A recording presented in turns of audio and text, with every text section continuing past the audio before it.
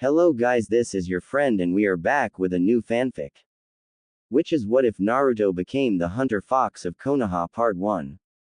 And if you enjoy this fanfic then please press the like button and subscribe to my channel for more fanfic like this. And now let's start the fanfic. It was sunny afternoon in Konaha and Uzumaki Naruto was training to perfect his new jutsu. After his training in order to master Fudan Chakra, he was now trying to perfect the Rasengan by incorporating Fudan Chakra in it.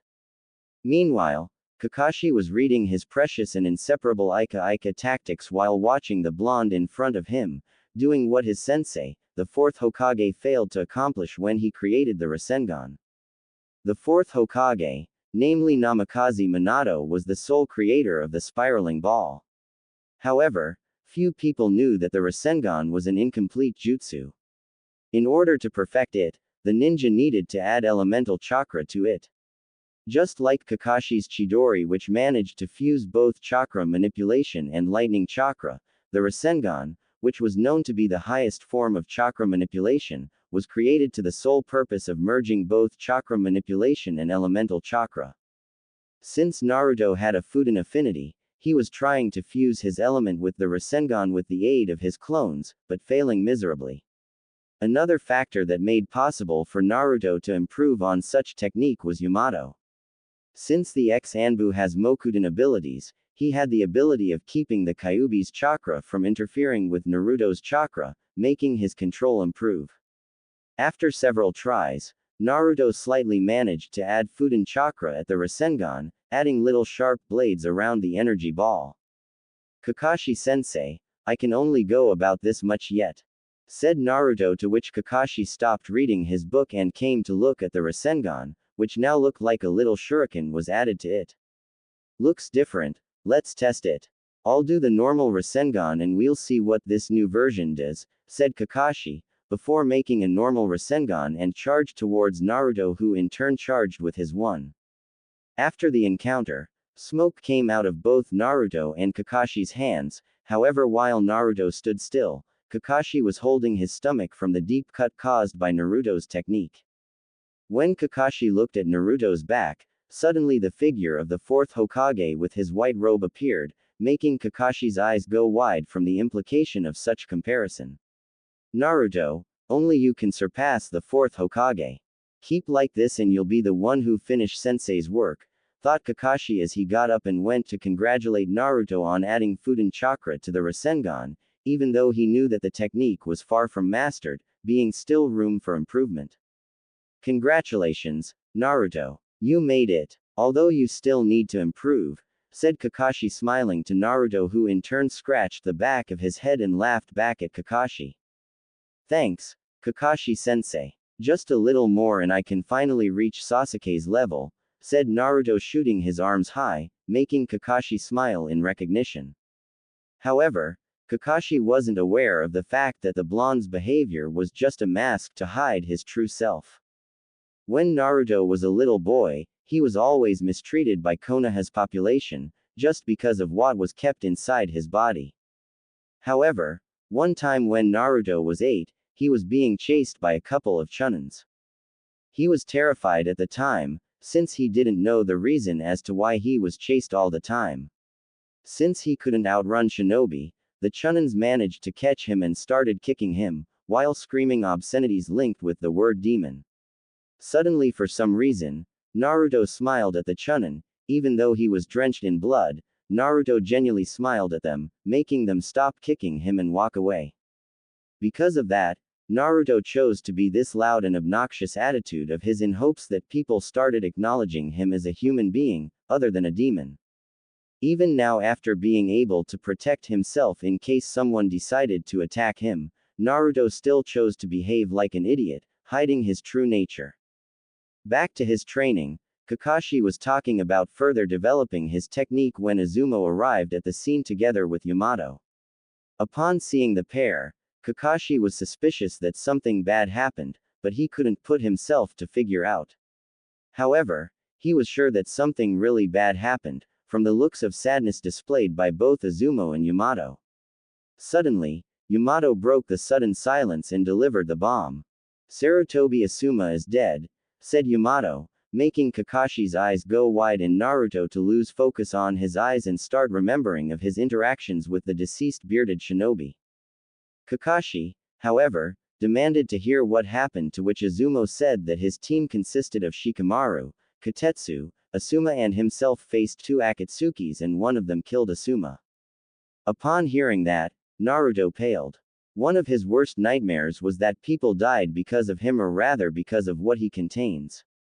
Right now, Naruto was looking down in shame from hearing about people dying because of him, which didn't go unnoticed by Kakashi, but he decided to let it go, since he figured that Naruto was taking the news just now and had to come in terms with what happened before moving on. Little did Kakashi know that right now Naruto had just dropped his mask. After delivering the news, Azuma left, leaving Kakashi, Yamato and Naruto hanging there looking at the ground. Before Azuma left, he said that the funeral would be at 5 p.m. at Kurenai's apartment. Heading to the red-eyed Kunoichi's apartment, Shikamaru was to carry a message to her. However, he was new at this, since he never brought news such as this before to anyone ever in his life, and not knowing how Kurenai would react, Shikamaru was afraid for who she carried inside her.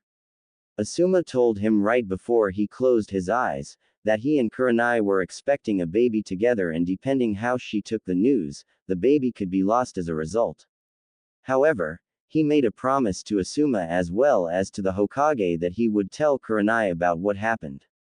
Upon arrival, Shikamaru rang the bell to Kurenai's door before waiting for the Kunoichi to open it.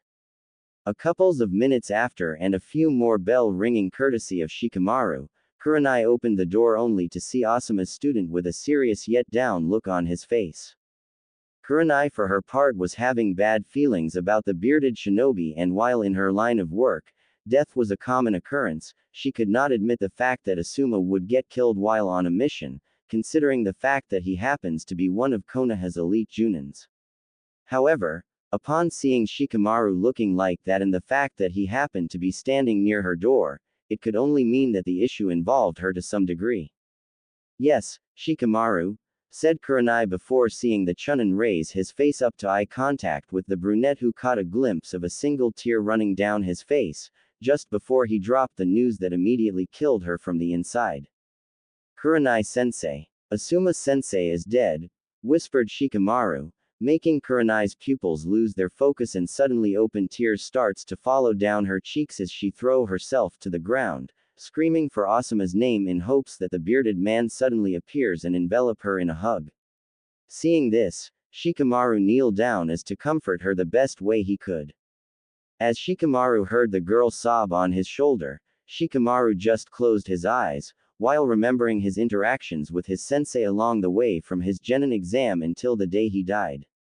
Shikamaru often beat himself because of not thinking of a way to save his sensei's life. However, being the analytical genius he was, he couldn't think of any solution to it. Not that it mattered anyway, since his sensei's life was now lost. However, as Kurenai stopped crying, his ear caught a glimpse of the older girl whispering something. Shikamaru, tell me what happened to my Asuma? Asked Kurenai, to which Shikamaru started relating the story, while looking down. We encountered two members of Akatsuki. After that, our team engaged against them. However, even though we were able to hold them back a little bit, one of the member did some sort of spell using Asuma's blood, therefore transferring all the pain of his body to Asuma's. And without even slight of hesitation, the man known as Hidan took a long dagger and pierced his heart, transferring the blow to Asuma's body, killing him in the process, said Shikamaru before suddenly seeing Kurenai's eyes flash with anger, which made him wonder if the girl would hunt Akatsuki. However, Kurenai wasn't thinking about Akatsuki at all. Well, not directly anyway. The reason she was angry was the reason why those S-ranked missing nins were near Konaha in the first place and then killing her beloved Asuma. She knew who those men were after, and since emotion was clouding her judgment at the moment because of the shock of losing her husband, Kurenai was actually blaming Naruto for the death of the only man she ever loved. Come to think about it, Naruto was the sole reason as to why those monsters came to Fire Country, and therefore he was the cause of Asuma's death. Shikamaru, still oblivious to what Kurenai was thinking, only managed to see her turn her back to him and walk inside her apartment, slowly closing the door and giving him an understanding look, since she knew how Asuma cared for the Nara genius. Upon seeing this, Shikamaru turned and walked away towards his home where he was supposed to get dressed to the funeral. However, he couldn't get himself to attend to the funeral. Therefore, the only place he could go, the place where his memories laid regarding his sensei, was his house's porch where he played shugi with Asuma. At the Nara residence, upon arrival, Shikamaru simply placed the pieces and began playing by himself, oblivious to the fact that his father Nara Shikaku was watching his son since he arrived home. Shikaku was aware of Asuma's death on the hands of Akatsuki and was sad that Shikamaru had to witness his sensei get killed in front of him. However, death was a part of being a shinobi and therefore Shikamaru needed to come in terms with such facts, since the boy, while smart, was still young in regards to experience. Back to Shikamaru, he just kept playing shugi, while the funeral was taking place at this moment. At the funeral, Naruto, upon becoming aware of someone dying because of him, was deeply hurt. He had swore some time ago in silence that the Kyuubi wouldn't cause any more pain to others ever again and that he would take care of that himself. Now, however, seeing that Asuma sensei was killed because of the Kyuubi, Naruto was at loss of what to do. Because of his training, he didn't know of Tsunade's mission assignment to all available shinobis in order to search for the Akatsuki, therefore he couldn't stop her from sending others to their death. And now Asuma was dead, and for what? Akatsuki sure won't stop knocking at Konaha's door, and I'm afraid they'll kill even more just to get to me. I can't let this continue. However, before doing what he was sought out to do, Naruto began to scan the funeral for familiar faces. Upon doing this, Naruto saw Tsunade, Shizune, Sakura, of course Asuma's team, however without Shikamaru, which confused the blonde for a minute, but then again Naruto somehow understood the lazy Chunin. Growing up through pain and suffering, Naruto could sympathize with the lazy Chunin. Upon more scanning, Naruto located Konohamaru crying and went there to comfort him by hugging the little genin. At last, Naruto's eyes caught glimpse of Team 8's Junin sensei carrying a bouquet of roses in memory of Asuma. Upon further look, Naruto realized that Kurenai, even though obviously sad for Asuma, was looking at him as if she wanted to kill the blonde. Naruto knew that look since it pretty much appeared on his life daily. That look came from all Konoha citizens who mistook him from the Kyuubi reincarnated. Nevertheless, this time Naruto looked down, but which was once disappointment and sadness, now was filled with shame and guilt, which didn't get unnoticed by the silver-haired Junin who happened to stand near him together with Yamato. Kakashi for his part was wondering what Naruto was thinking. He saw the look of guilt clearly and was afraid to even think that Naruto would consider himself to blame for what happened with Asuma and Akatsuki. However, Kakashi saw Naruto turn and walk towards Kurenai and now was found suspicious of the blonde's intentions. Naruto for his part, upon seeing the look displayed by Kurenai, turned to walk towards her with a single intention. He knew now that what happened was because of him, and if he wasn't in Konoha or either from the hidden village, no one would have to suffer again. Upon arrival next to Kurenai, he noticed that the glare was intensified, therefore taking away any doubts he had on what he was about to do. Kurenai-san, I feel terribly sorry for what happened to Asuma-sensei. Started Naruto, but was cut off by Kurenai, who chose this time to use Naruto as a scapegoat for all her negative feelings right now. Sorry. You are sorry. If it wasn't for your presence here, none of this would have happened. Konoha would be fine and I'd have Asuma here with me. Now tell me, what part do you say you're sorry about?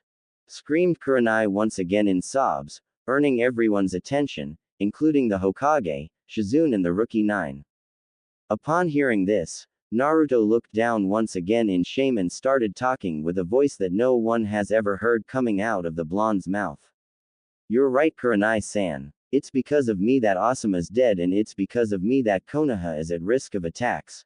said Naruto, making everyone flinch to hear the once flooded with happiness, sounded like someone who did a wide list of sins throughout his existence.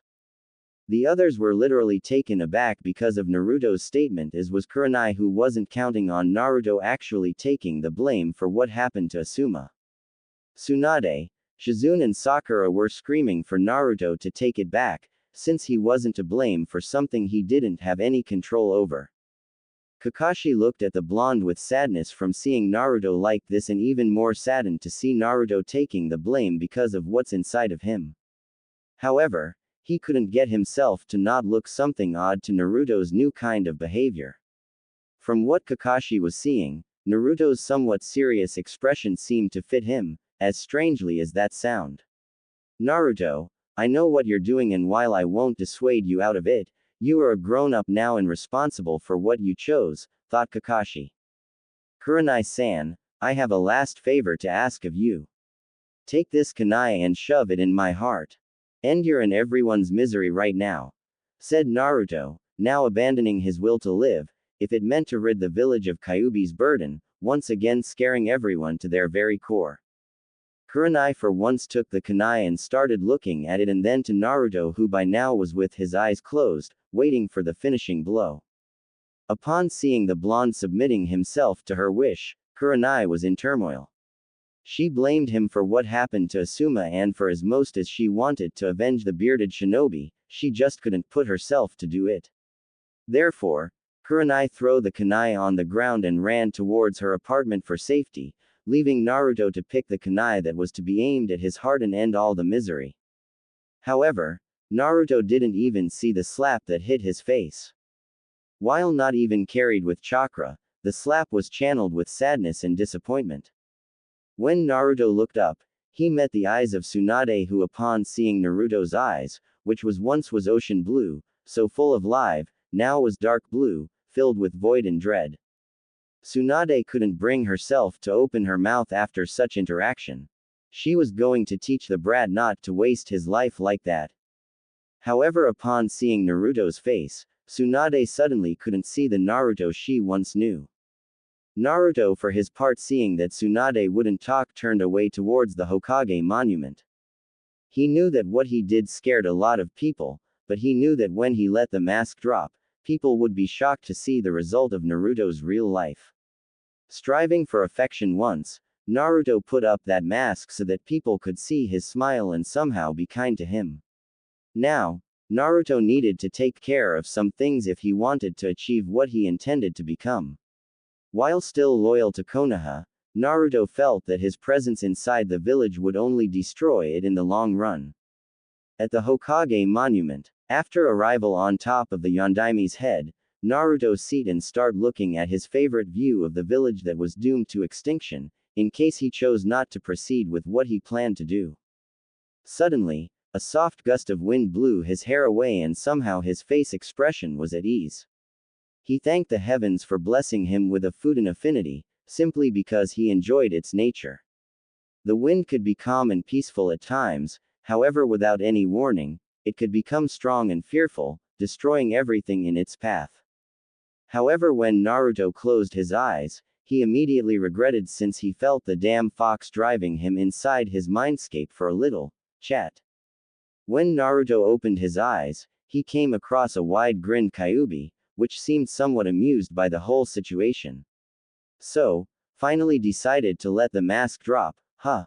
Quite interesting, Naruto, although I'm quite surprised with the amount of time it took for you to do it, said the nine-tailed fox, to which Naruto looked down and gave his answer to the fox. I thought that if I kept the mask, people wouldn't get hurt, however, after seeing what happened, there isn't any purpose anymore. Imbecile, your mask never had a purpose. On the contrary, it only made others look down at us. However, now that you realize that on your own, you can grow stronger now. It's time to show them what we're made of. You know what to do, said Kyuubi, before seeing a nod from Naruto. The blonde knew how proud was the fox, and also it unnerved him to see Naruto losing on purpose all the time, simply because he didn't want others to know that he didn't need help in order to defeat his opponents. Now, Naruto knew what he had to do, and that meant getting stronger. Since his ninjutsu affinity was Fuden, he decided to head to the library and copy all Fuden jutsus he could find and learn them. He hoped that as his control over wind improved, the completion of the elemental Rasengan would be much easier to complete. You only wasted your time with that mask of yours. Nevertheless, now that you realized your mistake, it's time for us to train our way. Since you're fused with me, that means you already have an affinity for fire as well. However, you must use my chakra in order to use Kaden attacks. In time, Naruto will manage to unite our affinities, and then everyone will think twice before messing with us, said Kyuubi, earning a nod and a smile from Naruto. Seeing that his presence was no longer required inside his mindscape, Naruto closed his eyes and opened them now to see Konaha from a certain distance. However, he wasn't alone. As he turned his head, he found that a certain silver-haired Junin was there waiting for him while reading his book. I see that you're awake. Had a good night's sleep? Asked Kakashi, hoping to light the mood a little bit, but to no avail. Naruto didn't even twitch his lips, which concerned Kakashi deeply, since he couldn't recognize the blonde. I was talking to an old acquaintance of mine, Kakashi-sensei. Is there something you wish to talk about? Why did you take the blame for Asuma's death? Asked Kakashi out of the blue, since he somehow knew that Naruto wouldn't like having small talk. Naruto for his part knew that he would have to answer the question eventually, and considering that Kakashi rarely used emotion as an argument, he would be perfect to hear his reasons. Asuma died because of me, plain and simple. My presence here made Akatsuki chase me here. So it's only logical that I'm to blame for their presence here, therefore blamed for Asuma's death, said Naruto with a motionless voice, only pure rationality, which made Kakashi look at his eyes for a few moments, as a way to gauge any hint of emotions. However, even with his wide experience at looking at the underneath of situations, in this case he was having trouble deciphering. So what's next now? Are you going to leave? Asked Kakashi after he stopped trying to access the situation. Yes, answered Naruto, making Kakashi look down again at another one of his students who chose to defect the village. However, his thoughts were cut short, since Naruto wasn't quite finished. And before you wonder if I'm doing the same thing as Sasuke, don't. I'm loyal to Konoha, however I can't stay within these walls. Well, you're a smart guy, you'll figure out, said Naruto, lifting and turned back to back with his sensei, who by this time already knew what Naruto intended to do. You want to become a hunter nin, aren't you? Asked Kakashi, though it was more like a statement than a question. You're not strong enough to fend for yourself, stated Kakashi, using his last resort to convince him to stay, however to no avail since the blonde's mind was already settled. That's for me to worry about. Not you, said Naruto before vanishing within a swirl of leaves, leaving Kakashi alone on top of his sensei's head. Minato-sensei, he is as stubborn as I was, isn't he? With Naruto. After leaving the monument, Naruto went towards the place he knew where all of the techniques would be located. Already packed with a couple of scrolls in order to copy all the Fuden ninjutsu and its theories, Naruto stopped right in front of the library. When he entered, he proceeded to look at the many shelves that happened to be packed with books and scrolls. After a while, he reached a roll with the word, ninjutsu, in it and went along the roll in order to find the Fuden section. Upon arrival, he came across the Fuden section, slightly disappointed to see that compared to other elements, Fuden was the least popular area of the library. Still, he thought that would at least a dozen Fuden jutsus for him to use. Of course, Naruto intended to learn Kaden ninjutsu as well, but since Kyuubi told him that it would teach him later on, he decided to focus entirely on Fuden. Quickly picking the scrolls, he positioned them on top of the tables near him and proceeded to copy all of them. As he passed through the named, he recognized the one called Fuden Daitapa, Wind Style, Great Breakthrough Jutsu, that the snake used on his team at the Chunin exams. After writing a bit, he came in contact with another familiar one called Fuden K's no Yaiba, Wind Style, Wind Sword Jutsu. He remembered hearing something about Hayate's wound being caused by a sword made of wind. After a while, he copied all of the Fuden jutsus, using the entire scrolls he had at his disposal. Wrapping it up, Naruto left the library carrying with him the scrolls with the information he gathered with Fuden ninjutsu. Calmly, he went home and went straight to bed, since he knew that tomorrow would be the day that he voiced his request to the Hokage and he was sure she would protest immensely. The next day, one day later, Naruto woke up and immediately dressed up. He knew that Tsunade would begrudge him after his request, so he wanted to take care of it as soon as possible. However, he needed to do something else first. Even though he didn't quite agree with Kakashi's assessment of his abilities, Naruto knew that he would face eventually A and S ranked missing nins, because of his chosen profession. So he needed to up his physical training as well. Being proficient in taijutsu was good enough, however the nine-tailed fox told him to purchase a katana, since Kyuubi wanted to teach him some ancient kenjutsu style that was used by a strong samurai nearly 500 years ago. Therefore, he picked some cash that he kept inside his apartment from not trusting the bank and left his apartment towards a weapons shop he knew about that was located near his home. Upon walking, he noticed people staring at him like they were waiting for him to show his wide smile or something peculiar to his usual behavior. As people passed through him, he was more and more thinking that the damn fox was right and even cursing the fact that because of their link, the fox could hear his thoughts as well, making the beast laugh his ass off, unnerving Naruto a little bit. At the weapons shop, after a while between walking and having to hear Kyuubi's way of saying, "I told you so," inside his head, more like laughing at him for being right the entire time. He gauged the place from outside a little bit and shrugged it off since he didn't care for appearance. In fact, he knew that appearances were what made his life a living hell in the first place. As he entered, he was astonished to see that the store could easily fill an army. Tons of different types of swords, kunai, exploding tags, shurikens and clothes. Naruto was at loss of words right now, however his attention was diverted when an old man made his presence known with a little throat clearance. "Welcome customer, can I get you anything?" asked the old man, to which Naruto turned to study the man a little bit. The blonde was suspicious of the fact that the man was treating him like a normal customer, since it was clear that he knew what Naruto has inside of him. However, the old man was just looking at him like expecting a request soon, so Naruto just shrugged it off for later and turned to give him the list. "Hi, I'm looking for a set of training weights of 20 pounds each, 2 sets of kunai and shurikens and a katana," said Naruto, earning a surprised look from the old man. "A katana, you say?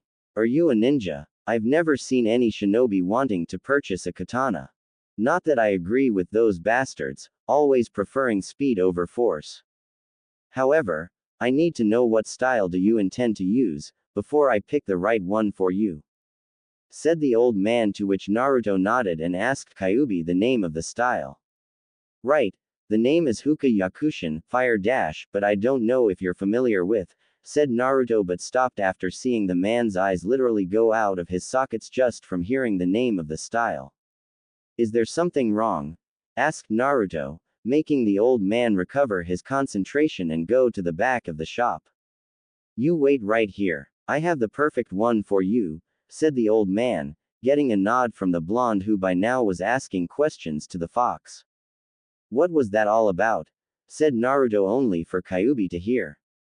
The man was astonished simply because of such an ancient kenjutsu style. "If I would guess, I'd say the man has a lot of knowledge regarding kenjutsu. This style will be perfect for you, since it uses the strength of the user not only offensive but defensive as well. With this style, you'll be able to defend attacks and disorient the attacker. However, before you start learning, you need to enhance your muscles, hence why you'll be using the weights at all times," explained Kyuubi, to which Naruto nodded when suddenly the old man appeared with a katana on his hands. Upon inspection, he realized that the sword was quite heavy, being therefore perfect for what Kyuubi intended for him to learn. "As you managed to feel, this sword is pretty heavy. Your style focus on powerful hits, so this katana will be perfect for you. However, in order to be well used in battle, you have to be more bulky than you are now, but since you'll be purchasing weights, I see that you already know that.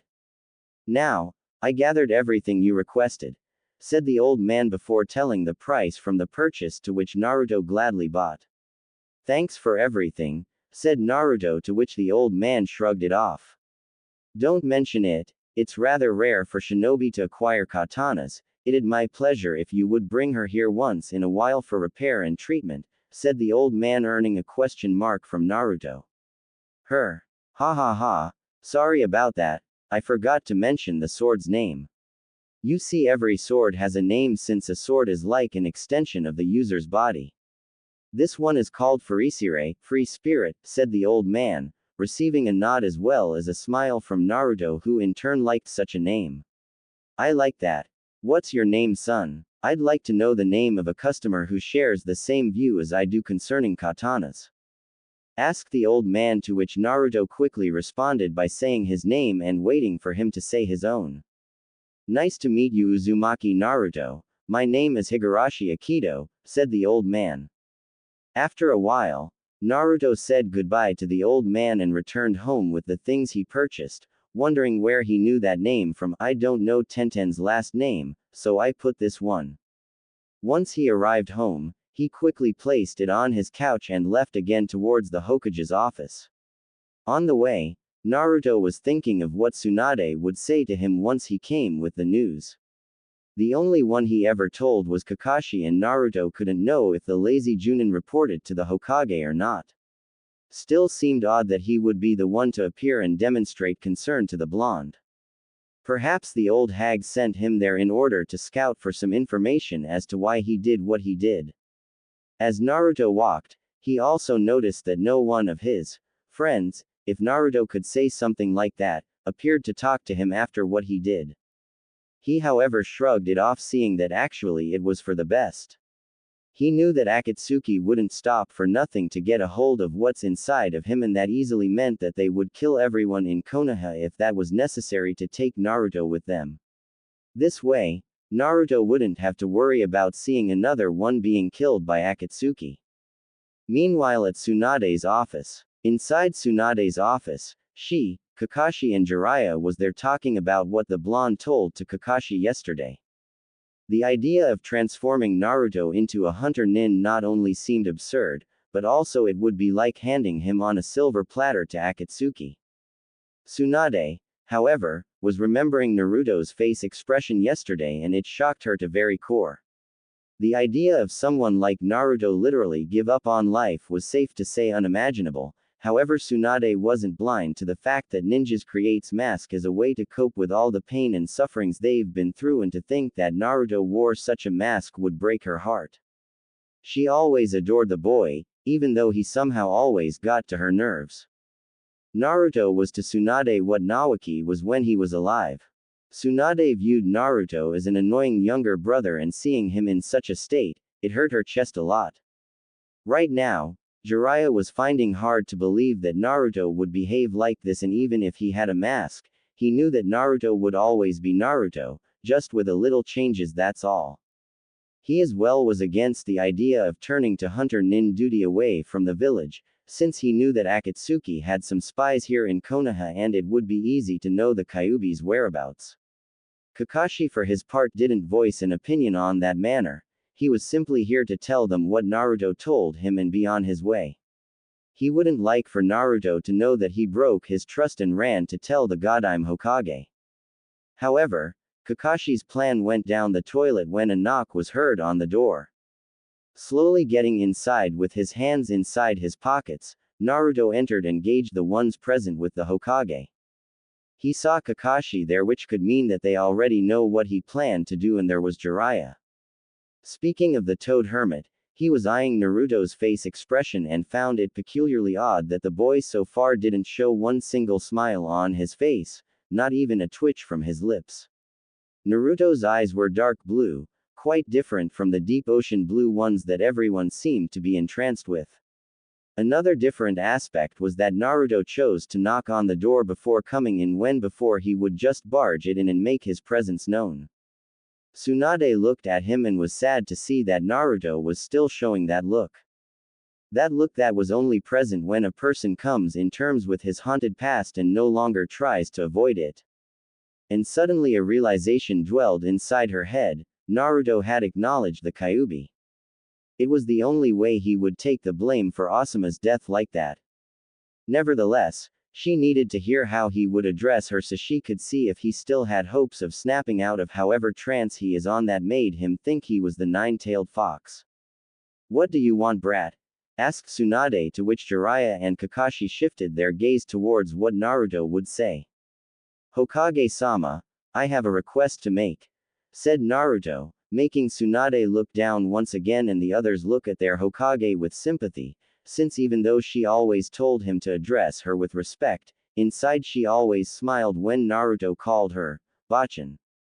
Both of them knew how Naruto and Tsunade were close to each other, and seeing Naruto treat her like that was one of the deepest blows she received since Dan and Naoki's death. "And what request would that be?"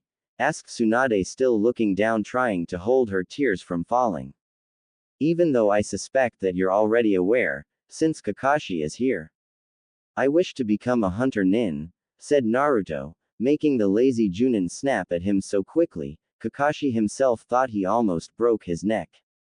Even though Kakashi did tell them about Naruto's request beforehand, he wasn't expecting for the blonde to be suspicious of him like that. A part of him was deeply hurt that his student wouldn't trust him, however the other part sighed since Naruto was right to be suspicious of him. Nevertheless, Tsunade lifted her face to address who was now simply one of her genin requesting for a hunter nin position. "Why would you want to become a hunter nin, Naruto?" asked the Hokage, to which the blonde asked right away. "A couple of reasons, actually. First, Akatsuki is looking for me and they will do anything to get to me, therefore with me out of the village, they wouldn't come here. Second, I believe Konaha would be a better place without the demon walking around," said Naruto, however with little to no emotion, which made Jiraiya flinch after hearing the boy's somewhat icy tone, even more after considering himself the demon. Seeing Tsunade not even trying to convince Naruto to stay, Jiraiya moved to the Akatsuki argument. "Naruto, think about what you want. If Akatsuki knows that you're out of the village, they'll come for you. You're not ready yet to face them on your own. Also, how long do you think it'll last before they know that you became a hunter nin?" asked Jiraiya, using it more as a statement than a question. However, Naruto interpreted as a question and proceeded to relate his plan. "Well, Jiraiya-sama," Jiraiya flinched from the sudden respect coming from the boy, "if you must know, I've that already covered. First of all, I would request 2-month training in order to perfect mine and Kyuubi's affinities and then proceed to hunter nin duty. Now regarding the information leaking, my plan is to give me a codename and hide the file deep within the Hokage's desk or even vault if necessary. With my identity being regarded as death, no one will know that it would be me and therefore no one will know of where I am," said Naruto before seeing everyone gasp upon hearing Naruto's plan. All of them were impressed of Naruto's strategy and all of them realized that if they followed Naruto's plan, no one would sneak on the Hokage's office just to see Naruto's hunter nin identity. However, while his plan was ingenious to say the least, both Jiraiya and Tsunade suddenly remembered that they have to dissuade him of what he plans to do. "Naruto, think about this. What about your friends? They would be devastated to see you leave like this," said Tsunade. "What's the point of hiding my identity, if I were to tell anyone else about it? The less they know about me, the better.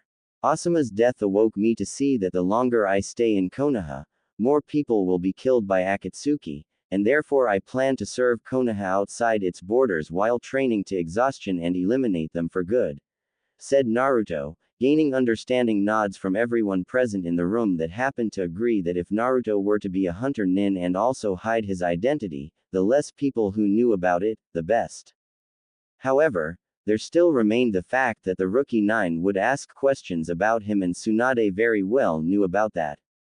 "Very well, Naruto. I see that your mind is set up for this.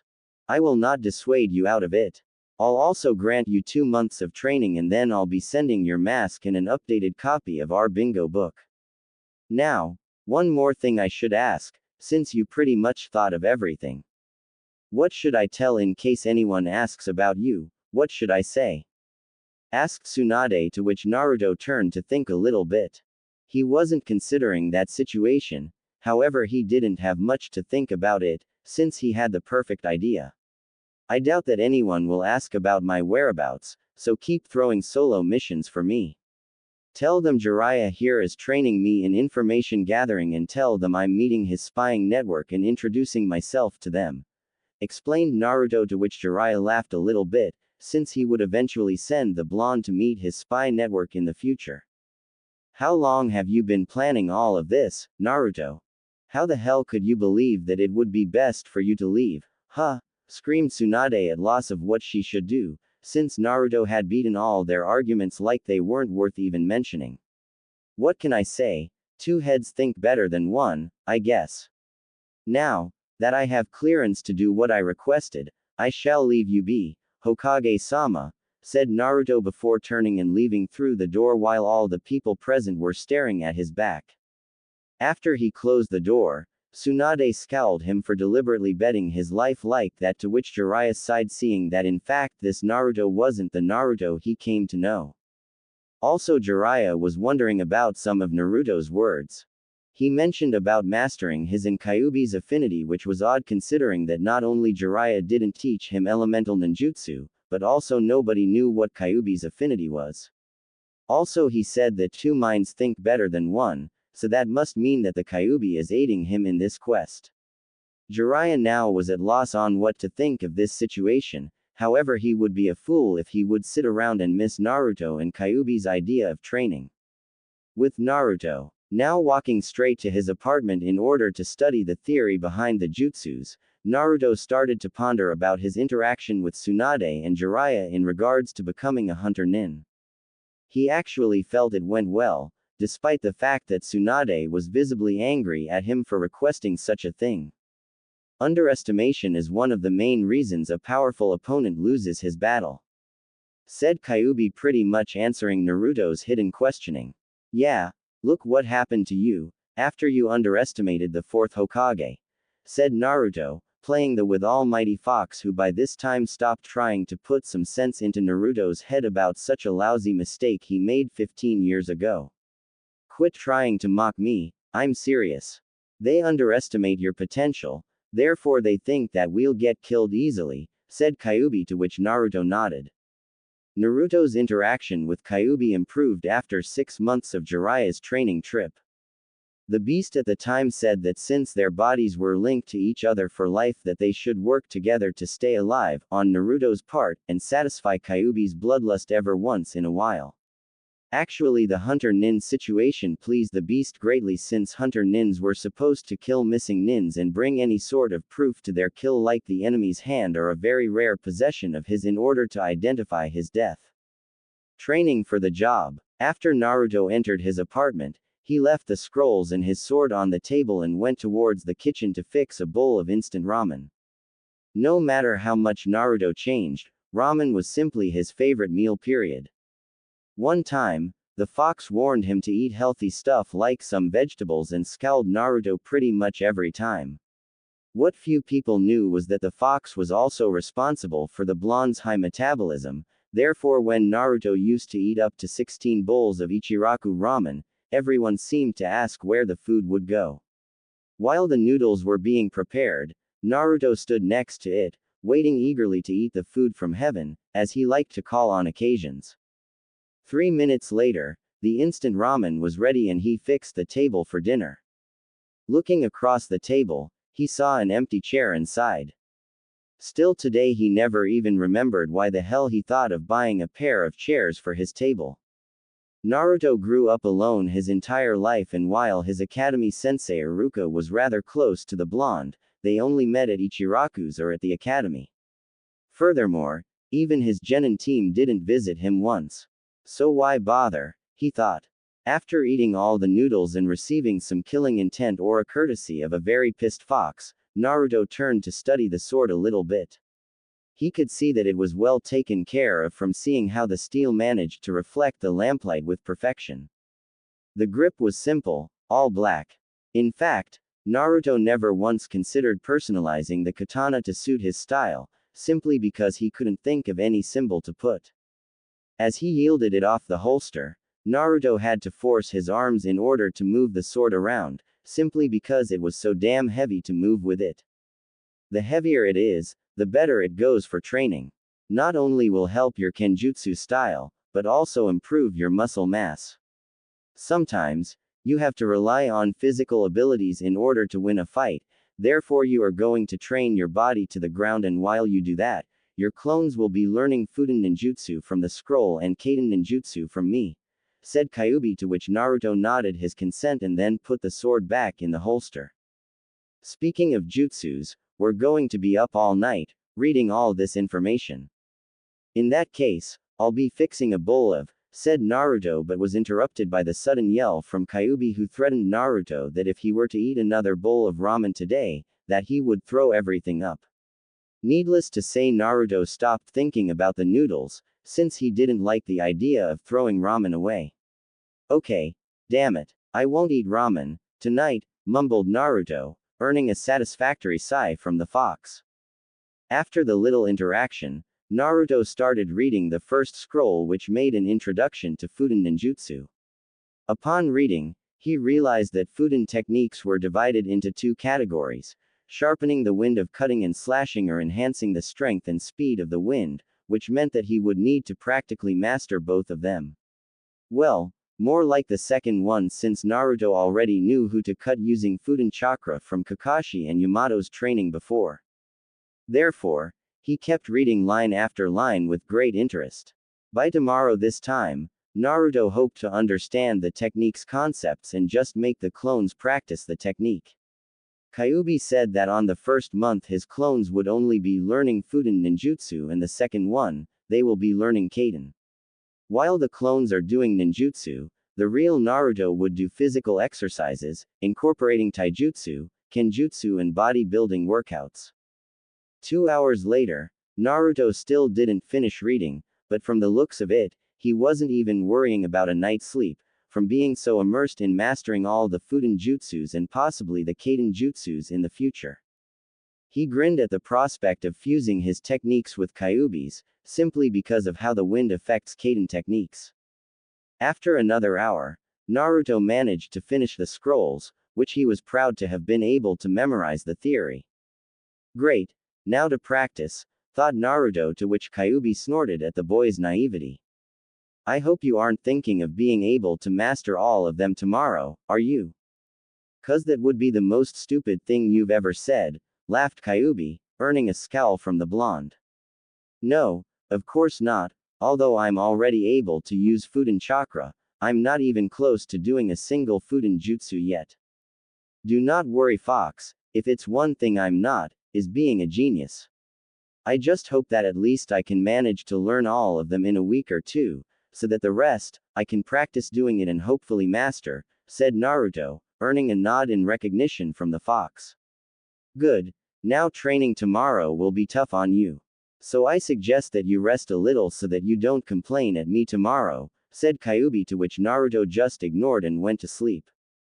The next day, as the sunlight engulfed Naruto's apartment, he opened his eyes and got off his bed.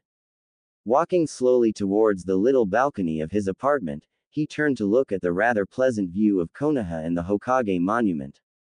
However, his eyes were as always focused on a certain point, which was the fourth Hokage's head. For some unknown reason, Naruto always looked at the Yondaime Hokage's head, and because of this, he began wondering what would happen if the man was still amongst the living. It was an A-ranked secret in Konohagakure that the fox wasn't defeated by the Yondaime. Instead, he trapped the demon inside an infant at the time by the name of Naruto. As he closed his eyes, he was suddenly even more relaxed after a soft gust of wind came washing all of his worries and simply transformed them into nothing. For a moment, then, Naruto felt like he could do this all his life. It seemed quite logical that Naruto liked the air breeze, seeing which his elemental affinity is. After a while, he went back inside the apartment and began to change. Quickly going through the necessities, he grabbed the scrolls, the sword and the weights and left the place straight to the furthest training ground there was. Training ground number 43, being next to the Forest of Death, would be perfect for Naruto to train without being interrupted by someone wanting revenge or one of the rookie 9 asking questions about his action at Asuma's funeral. It was not that he regretted saying what he did, far from it actually. The acknowledgement of being the one who shared the body with Konoha's worst enemy did have its setbacks, and sometimes being the population's scapegoat wasn't easy in the slightest. Constantly having to deal with hate, stares and anger, Naruto grew accustomed to all of this and more. However, he had only 2 months to train and then he was back to active duty as a hunter nin for Konohagakure. As he jumped rooftops, he wondered how much his life would change from now on. First of all, his missions would be all the same, tracking missing nins and exterminate them. However, Naruto knew that outside of Orochimaru and Itachi, there is many powerful missing nins as well. Another thing will be not seeing the ones who grew up together and their respective junins, well, the living ones at least. He doubted Kurenai would ever approach him in the future, and the fact was that he was fine with it.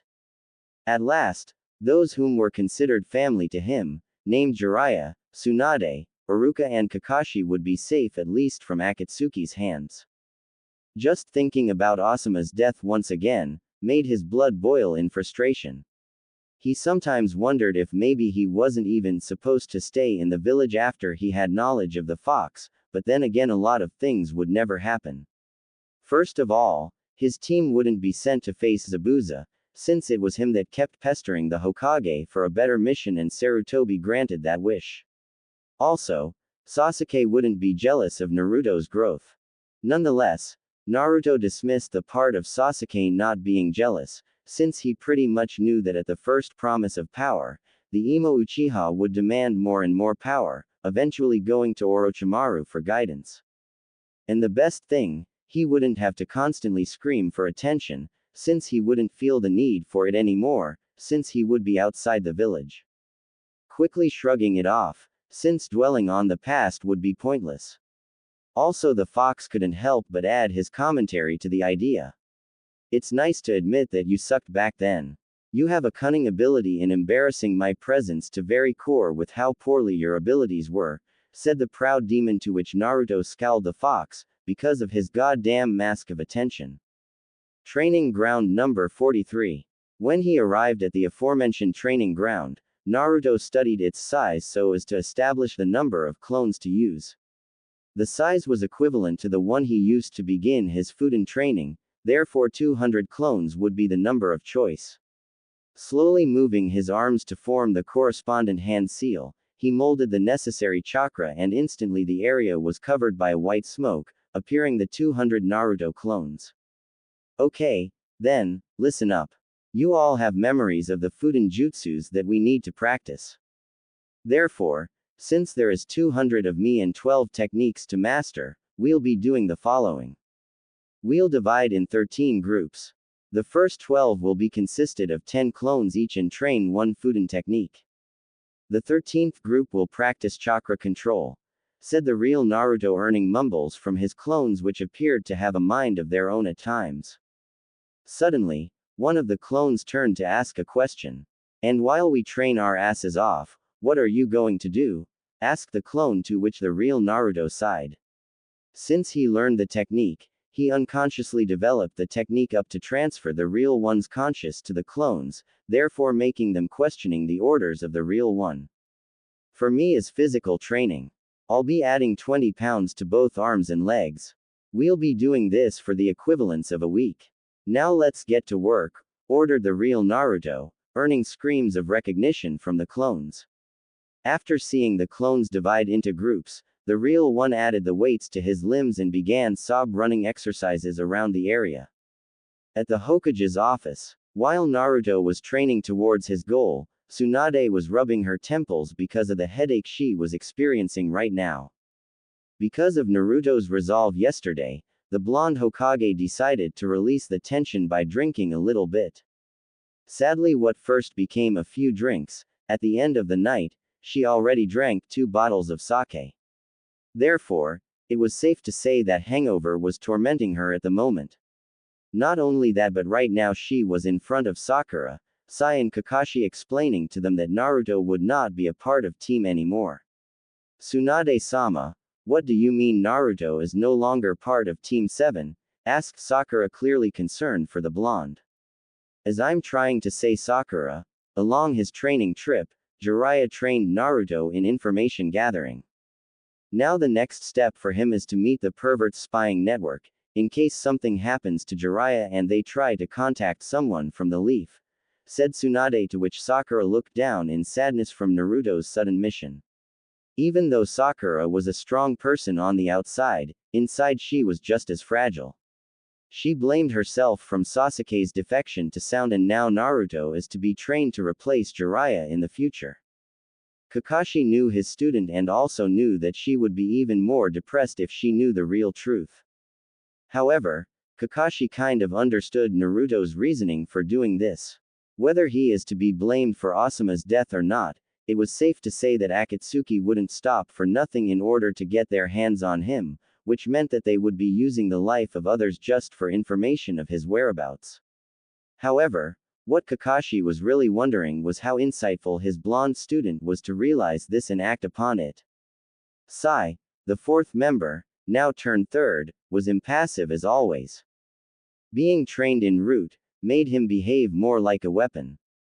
Deprived from emotions, Sai grew up as just a weapon for Konaha and nothing else. However, when he met Sakura and Naruto, he started changing his behavior, much to the point of requesting to be permanently assigned to Team 7. Now, here he was hearing the Hokage's explanation of Naruto's sudden mission, and truth be told, he didn't believe it at least one bit. He knew Naruto to be unpredictable from time to time, so he was inclined to believe that everything concerning the blonde would be more complicated than it looked. Nevertheless, Sai wasn't much of a meddler in people's affairs, so let it be for the moment. Returning to the issue in hand, Sakura was coming into terms of what will happen from now on, much to Tsunade's happiness, since she didn't feel like revolving around this certain topic, concerning her blonde little brother. Now, Team 7, you have a B-ranked mission close to Suna. The Cage requested some help in dealing with some troublemakers that are attacking some merchants. You are scheduled to leave in 2 hours, so gather everything and head up there. The Cage informed us that one of their junins will be meeting your team close to the border between the two countries, said Tsunade, to which the team accepted and left. With Team 10, Shikamaru, Choji and Ino were now having lunch at the barbecue place, in memory of their dead sensei. Choji was barely touching the food, demonstrating how sad he was. Shikamaru and Ino were discussing about the future of Team 10, now that their sensei was gone. Shikamaru was relating that one must be able to apply for Junin very quickly so that the team could continue to be together. Both of them knew that the Hokage would distribute the now incomplete team around or set them up with a different Junin to be captain. Shikamaru, there is something troubling me about what happened at the funeral. Since you weren't there, for Kami knows why, there was a discussion between Kurenai-san and Naruto, said Ino, perking Shikamaru's interest right away. Ever since Asuma died, Shikamaru vowed to protect the family that he left behind, meaning Kurenai and the yet-to-be-born infant. Ino, for her part, upon seeing that the Nara was interested, turned to explain what happened. Along the explanation, Shikamaru's eyes were getting wider and wider, as if it was even possible after some time. However, when he heard that Kurenai called Naruto a demon and Naruto took the blame for his sensei dying, he was speechless to say the least. Shikamaru was considered to have a IQ of more than 200, however no matter how much he tried, he couldn't figure out the reason as to the two's sudden behavior. Resolving on investigating it after lunch or even asking the blonde genin, he shrugged the topic off for now. At the library, after saying goodbye to his peers from Team 10, Shikamaru headed to the library so as to try if he could find something pertaining Naruto and why Kurenai called him a demon in the first place. Quietly moving through the library's shelves, Since he practically memorized them, Shikamaru went straight for the history section. He thought that if he could see what happened during the time of Naruto's date of birth until today, he could get the answer that he was looking for. Upon looking at the shelves, Shikamaru found the history book of Konaha. Inside there was all the facts that occurred in Konaha from the date of the village's foundation until today. Since Naruto was his age, of course, he flipped directly to the date when Yondaime was instated as Hokage of the village and go forward from there. As he flipped through the pages, he saw Konoha's victory on the last shinobi war against Iwa, courtesy of the Yondaime's Rasengan and Hiraishin no Jutsu. No matter how much people said, Shikamaru couldn't possibly believe that a single man was responsible for winning a war, no matter how strong the guy was. Furthermore, Shikamaru focused on the part when Yondaime managed to beat the nine-tailed fox Kyuubi no Yoko at the cost of his life. As he was reading the story, he came upon the specific paragraph. Tsunamis and earthquakes being caused by a simple wave of its tail, the Kyuubi no Yoko was an immensely powerful demon that descended upon Konoha. After consecutive attacks from Konoha's elite shinobis, it still wasn't enough to overcome the demon that somehow chose to bring his wrath to Konoha. It took our strongest shinobi, Namikaze Minato, the instated Yondaime Hokage, to use all his power to defeat the almighty demon, however not without the cost of his own life. After the monster's defeat, Konoha was divided among happiness and terrible misery, happiness because of the demon's defeat but sadness from the loss of Konoha's strongest Hokage. After reading it another time, Shikamaru felt a sudden appreciation for what the Yondaime Hokage did for the village. Because of him, his family and friends was able to live in peace. Quickly dismissing such an event, Shikamaru sighed since other than this incident and the sand sound invasion, nothing much happened, therefore, he couldn't find anything related to Naruto at all. So why, Kurenai, one of Konoha's Junin, would call Naruto a demon, he thought. Shikamaru wasn't dumb to know that certain events, depending on its importance, wouldn't be listed in books for the public to read. Therefore, he assumed that the blonde was a part of an A-ranked secret to which only Junin and above would have access to. Taking this thought into consideration, Shikamaru flipped the book to the Kyuubi part once again, since the word demon would only be associated with the Kyuubi. Looking at the monster's photo, he began to compare the fox with Naruto, trying to find at least something. However, other than whisker marks, he had nothing. On second thought, why would Naruto even have whisker marks in the first place, he thought. Right now, Shikamaru was sweating profusely upon the indication that Naruto and the Kyuubi are somehow linked. Shikamaru was surprised to see that the monster's incident happened the same day of Naruto's birthday, which was strange, considering that the blonde was an orphan, so maybe Naruto's parents were killed by the Kyuubi. A lot of ideas were passing through his mind right now, but not one of them involved Naruto actually being a demon. So the question remains, why would Kurenai say that he is a demon? He thought, well, more like rubbing his temples for not being able to find the answer. Looking at the time, he realized that he just spent over 2 hours in the library and still wasn't even remotely near the answer.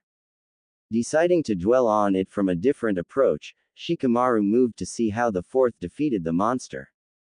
Suddenly, just like some say that in order to remember something, you need to think of something else, a thought came barging in and Shikamaru remembered of Naruto's fight against Neji at the Chunin tournament. At first, Naruto's chakra color was blue, quite the same as anybody else, which to Shikamaru, proved that he was human. However, during the fight, Naruto's chakra color somehow changed to a red appearance. It was there that Shikamaru cursed his overgrown curiosity for the first time in his life. Sweet Kami, 2 different chakra sources. Naruto's chakra is blue, while Kyuubi's chakra is red, thought Shikamaru as he imagined a line splinting Naruto's image with being in the left side, Naruto representing the blue chakra and on the right, Kyuubi representing the red chakra. As Shikamaru was dwelling on the discovery, One silver-haired Junin was there reading the latest edition of Ika Ika when he spotted the pineapple head looking at a picture of the Kyuubi with a face peculiar to someone who went to hell and back twice. Sighing, Kakashi concluded that Shikamaru was indeed a genius and thus, the truth would be clear to him. I assume that by the look on your face and the subject you're reading that you know the connection between Naruto and Kyuubi, said Kakashi, making Shikamaru look at him, still looking like shit from such realization. Sweet Kami, is this why Kurenai-sensei called him a demon? Asked Shikamaru, now demanding answers. Relax, I'll explain everything. But first, you are to swear secrecy of this. This is an A-ranked secret, after all. Now, as you already know, the Yondaime was the one who saved Konaha from the fox, however he didn't defeat the demon. The Kyuubi happened to be a creature consisted of pure energy. Therefore, it was safe to assume that it didn't have a corporeal form. Being a master of the lost art of Fuinjutsu, sealing technique, Yondaime created a seal that was able to trap the demon and keep it in place. Nevertheless, the demon's jail couldn't be an inanimate object since the Kyuubi would break free in seconds. Also, it couldn't be sealed inside a grown man, since the guy's chakra coils wouldn't resist, therefore, killing him and once again setting the monster free. The Yondaime's only option was to seal the demon inside someone whose chakra coils wasn't developed yet, as a way for the monster's chakra to be able to mingle without so much as damaging the body, explained Kakashi, just waiting for Shikamaru to conclude the line of thinking. Therefore, Yondaime Hokage sealed inside a newborn baby, thus one named Uzumaki Naruto. Mumbled Shikamaru, still shocked from the news, to which Kakashi just nodded. Needn't I remember you that sharing this information will be your death penalty? I only told you because you already knew some aspects, said Kakashi, to which Shikamaru nodded in acknowledgement, but being the over-curious and not one bit judgmental, Shikamaru turned to ask. So Kurenai was right, then? Naruto is the demon? Asked Shikamaru, before being able to see Kakashi flinch at such notion. Kurenai was moved by sadness from losing Asuma, so it would be only logical that she used him as a scapegoat. However, Naruto is no demon, he never was, never is and never will be. And before you ask why Naruto took the blame for Asuma's death, while his theory is true from a certain point of view, it's safe to say that Naruto isn't a demon. Said Kakashi, interrupting Shikamaru, which was in fact going to ask that. So, what is his theory? Asked Shikamaru, to which Kakashi sighed and wondered when the lazy bum began to show interest all of a sudden. According to him, both him and Kyuubi share one body, therefore he believes that he's Kyuubi just as Kyuubi's him or something like that. After hearing Naruto's theory, Shikamaru managed to see reason to it and understood why he took the blame for his sensei's death to a certain point, but he knew he would have the blonde's word for the rest. After he once again expressed his reason for keeping secrecy and stood up to leave towards his house, when Kakashi stopped him. Whether you think he is a demon or not, it's your call. Naruto has a lot of people that don't like him, one more wouldn't make a difference, said Kakashi and then left the Narachunin. Wondering about the blonde, Shikamaru didn't need to think about it. He knew Naruto wasn't a demon. However, he concurred with Naruto on the point of sharing a body with a demon. Training ground number 43. After some time of training, the real Naruto was sweating profusely. Today, he thought he exercised more than a whole year without the use of weights. Sure, until then he didn't have the slave driver kind of sensei practically beating him up inside only for Naruto to keep on going. As he was resting the 5 minutes granted by Kyuubi, who in turn was already healing Naruto's strained muscles for the last training run, Naruto suddenly heard shoutings. Futen Daitapa, wind style. Great breakthrough, said one of the clones before exhaling a huge gust of wind towards a huge boulder nearby. Futen K's no Yaba, wind style. Wind sword jutsu, shouted another clone, and out of nowhere a tree in front of him was sliced open. Futen K's no Hagashi, wind style. Furious wind jutsu, shouted another clone, which then was enveloped by strong wind force peculiar to the technique's name. 3 techniques already learned, not bad. I bet the 4th one will be done by the time I end my last run around the training ground, said Naruto before getting up and proceed the running. So Kyuubi, how is the training so far? Asked Naruto, thinking of throwing small talk while running. Your body mass is rising considerably, however this is just the first day, so in about a week, we'll get ready to learn the Kenjutsu style. Tomorrow, you'll be training taijutsu with the weights, so as to be accustomed to it. As to the jutsus, 4 techniques will do for now. The others will come out eventually. Since the clones already managed 4 techniques, you can now assign more clones to do the other more complex jutsus, said Kyuubi, detailing how the day went when suddenly both of them heard one clone shouting, Fuden Itama no Jutsu, wind style, air bullet jutsu. At Naruto's house, after the last run, Naruto was dead tired for the first time in his life. Quickly dragging his ass to his home in order to get Kyuubi's approved dinner, which sadly to Naruto didn't have any ramen involved. Rather the meal consisted of some sushi and vegetables. After the meal, which was surprisingly good by the way, Naruto threw himself on his bed and just let his eyes close slowly. While the body slept, the fox inside was beginning his work. Every time Naruto rested, he would heal the strain in his muscles so that Naruto wouldn't need to wait a while before continuing training again. 1 week later, upon returning to his apartment after a long day training, Naruto was amazed about how much he was able to learn in 1 week by utilizing the Kage Bunshin style of training. Naruto's ninjutsu increased exponentially, since Naruto managed to make the last one called Fuden Suido no Tatsumaki, wind style, tornado tunnel jutsu, so he was able to make all the 12 techniques listed so far, 13 if he was to add the Fuden Rasengan. Now concerning his body structure, he grew up a few inches and was slightly ripped with muscles being quite visible at eye. Taijutsu with weights were a good thing, since in time Naruto managed to do some precise katas. Tomorrow, it would be Kenjutsu time and Naruto was eager to finally be able to use the katana properly. Once again drifting to sleep, Naruto was suddenly awake by the fox, calling his name.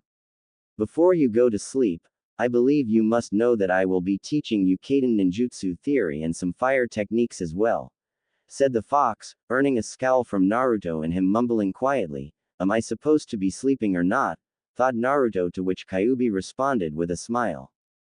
Of course you'll be sleeping, imbecile meatbag. The only difference would be I teaching your brain, Kaden ninjutsu, so that tomorrow, while you learn Kenjutsu, your clones will be performing Kaden techniques, said the fox, to which Naruto nodded and quickly closed his eyes sleeping. Okay, then, now that he's asleep, let's implant some memories about the jutsus I'd about to teach him. Kyuubi was impressed to see that Naruto has some strong lungs, which could gather lots of air for combustion, therefore, being able to learn the most difficult and most dangerous techniques. Meanwhile with Shikamaru, along the week, Shikamaru thought a lot about the blonde Jinchuriki. During the week, Team 10 did a couple of C-ranked missions, since they didn't have a sumo with them anymore. During this time, Shikamaru managed to reach a conclusion about the blonde. While he knew Naruto wasn't a demon, he knew that the fox demon was residing inside of him. Thinking of the blonde's life with a demon trapped inside his body, Shikamaru wondered how Naruto remained sane. He knew that the blonde was an orphan, and being the host of a demon, Naruto could very well turn up to be a demon. However, in all his life, Shikamaru just couldn't imagine Naruto doing something akin to a demon. Quite on the contrary, the blonde always wanted to protect everyone and become the Hokage. Nevertheless, he remembered what Kakashi said about a lot of people hating Naruto because of this and wondered if people blamed him for what the fox did back then. Right now, Shikamaru was relaxing at his household's garden and staring at the clouds. Suddenly, a shadow appeared behind him. Nara Shikako was in a lot of ways an older Shikamaru, however the look on his face right now was dead serious and Shikamaru rarely saw that look. Shika, we need to talk, said Shikako, before kneeling down next to his son. Shikamaru, Kakashi-san told me that you unraveled one of Konoha's most prized secrets, said Shikako, to which Shikamaru snorted since he knew what his father wanted to talk about. It took me quite some time, but I managed to know. What I don't know, though, is why all of you lied to me about the Kyuubi being defeated, asked Shikamaru strangely casual. The Nara clan never raised a finger towards Naruto, however they had to comply with the Sandame's law. When the Kyuubi was trapped inside Naruto-kun, the Sandame Hokage was afraid that people would try harming Naruto, on the hopes of hurting the demon. So, he issued a law stating death penalty for those who regarded Naruto as being a demon. However, while no one could regard him as such, the people of Konoha simply treated him like trash, beating him, cursing at him. And before you ask, none of the Nara clan ever raised a finger at the boy. However, we didn't do anything towards helping the boy either. The Kyuubi killed a lot of people, sons, husbands, wives, parents. In the end, Naruto ended up being the village's scapegoat. I have to say, though, for him to do what he did at Asuma's funeral, took a lot of guts out of him. I oftentimes wondered why the Yondaime chose Naruto to become the vessel of such demon, but now after seeing his resolve, I couldn't think of anyone else to fit such role better than him, said Shikako, confusing Shikamaru at the last part. Why you say that? Asked the Nara Chunin. After so many injustices, so much hardship in his life, he still has the guts to acknowledge his situation and assume all responsibility for what happened almost 16 years ago. The Yondaime was pure genius, said Shikako, although consciously missing the fact that he was talking about father and son, but that was an ever bigger secret than the Kyuubi's. After hearing his father, Shikamaru smiled at the prospect of actually getting to know the real Naruto, not the hyperactive knucklehead that the blonde appeared to be. Training ground number 43. Damn it, Naruto, use your muscles, said the fox, after seeing Naruto attacking with the sword. For some time now, Naruto started training his kenjutsu style and he was finding it hard to control his arm muscles while fighting. The secret of the technique was to use the muscles when attacking or defending, empowering the strikes, and when he was analyzing the opponent, that was the time for muscle relaxation. Quit screaming, damn fox. I can hear you without the shouting, said Naruto before kneeling on the ground, requesting for rest, to which the fox complied, and he turned to see the clones struggling to learn Kaden Ninjutsu. So far, the clones managed to learn the Kaden Gukakyu no Jutsu, fire style, Grand Fireball Jutsu Kaden Makai no Kan, fire style, Hell Blaze Jutsu, and Kaden Kan no Doki, fire style, Fire's Wrath Jutsu. Naruto was impressed to see that the last ones the clone learned was the fox's creations. However, Naruto wasn't surprised, seeing that the kitsune lived through thousands and thousands of years, thus learning a lot of things throughout his existence. Okay, now time is over, your muscles are good to go. However, I'll be teaching you my third jutsu. It's called Kaden Endo no Tsurugi, fire style, flame sword jutsu. It consists of channeling Kaden chakra at the blade, transforming it into a fire-type katana, similar in a way to applying Fuden chakra and making the blade sharper. With this technique, no one will try to attack you and will be extra cautious to defend as well, said the fox, to which Naruto nodded and started focusing the necessary amount of the fox's chakra and start channeling Kaden chakra. How do you know the metal won't melt? Asked the blonde, to which the fox answered like it was plainly obvious. I know a good sword when I see one, said the kitsune, making Naruto sweat drop at possibly melting his sword, thus having to buy another one. After channeling the chakra, Naruto was expecting the metal to suddenly turn into liquid, however, much to his amazement, the sword began to catch on fire. What was even more amazing was the fact that he wasn't being affected by the heat. After seeing this, Kyuubi grinned, saying that the flames would only hurt a regular Kaden user, but Naruto was sharing a body with the Fire Lord of the Underworld. Now let's proceed with the physical training. You're getting stronger, but you're in no way near the strength necessary to wield the Furisire, free spirit, said the fox, to which Naruto mumbled something about stupid slave driver fox and began to do his sets of push-ups and sit-ups, followed by running around the training field and jumping from tree through tree. While the real Naruto was working out, a single person was just walking out of her favorite training ground. Few actually knew, but the second part of the Chunin exam was held at the Forest of Death simply because Mitarashi Anko was the proctor of such event. The reason as to why she liked the place was the peace and quiet that came along with it, plus a few animals to kill when she was feeling like a little blood. However, as she jumped from the gate, she sensed a lot of chakra being spent near where she was standing, presumably someone training in training ground number 43. When she arrived at the training ground, her jaw was instantly set to the ground. In front of her were what appeared to be hundreds blondes training Kaiden ninjutsu and apparently one doing physical workout. Actually, the sight before her made Anko drool a little bit at seeing the one doing push-ups and sit-ups. Damn, he's hot. Doesn't hurt to pay a little visit. Let's see who this guy is, thought Anko as she proceeded to the one working out, not even minding the clones stopping their training to look at the newcomer. The real Naruto suddenly received a message from one of the clones that vanished. He was furious that he was going to be perturbed in here, where he thought no one would ever come here except for the Chunin exams. Suddenly, a thought registered and Naruto knew the only one crazy enough to consider this side of the village a little playground. Mitarashi Anko was the most sadist person he ever met, and the fact that the fox liked the girl didn't help one bit. There were times when Naruto would dream that he and Anko was inside the training ground number 44 aka Forest of Death, doing naughty stuff together, and only now he knew that it was the damn fox delaying images inside his head, just for his amusement. Anko, for her part, as she approached the person, was beginning to recognize the face features. However, the one she knew that contained whisker marks wasn't supposed to be this big as of yet. Even though 3 years have passed ever since she laid eyes on the obnoxious brat, it just wasn't possible for him to grow so much. As she arrived near him, she realized she was drooling for a 15-year-old. However, she was surprised to see the blonde getting up and surpassing her height by a good 6 inches. Anko is 5 feet 4, so Naruto is 6 feet 0. Is there something you wish to discuss, Anko-san? Asked Naruto, not demonstrating his rather irritation at having this conversation instead of training. I was just in the neighborhood. Sensed your chakra and came to check.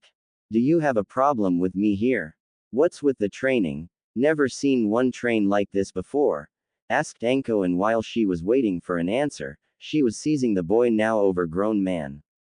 Truth be told, she was rather mad for the blonde who didn't even say hello to her, but she guessed that she interrupted something, so that must have been it. She remembered what Yugo shared with her some time ago about the blonde taking responsibility for Asuma-san's death to Akatsuki, and safe to say, Anko wanted a few answers from the source. However, she was taken aback when Naruto turned to answer rather rude.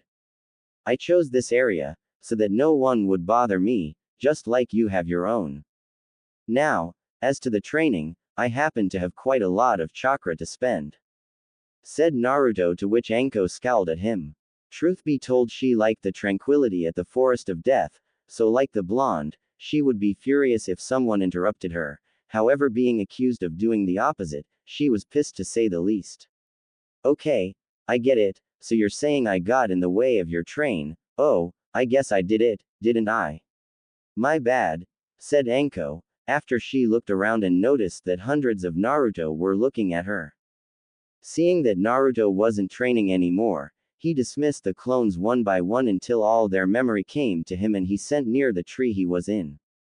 Of course, while he was looking at the snake mistress, Kyuubi was behaving like an animal in heat, making Naruto be rather uncomfortable.